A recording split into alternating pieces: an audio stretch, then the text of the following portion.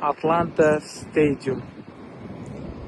Bu stadion bilan bog'liq juda ko'p xotiralar qoldi bizda, ayniqsa ularning aksariyati salbiy.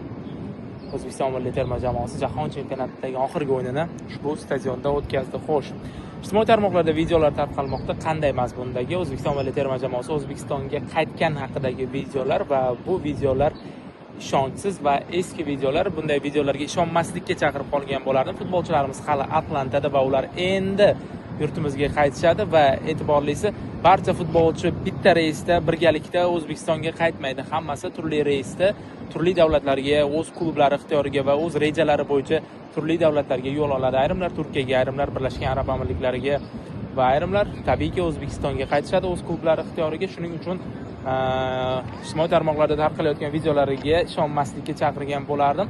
Aksincha, tarqalayotgan videolar o'zbekistonlik futbolchilarning Amerika Qo'shma Shtatlariga kelayotgani bilan, uchib ketayotgani bilan bog'liq videolar.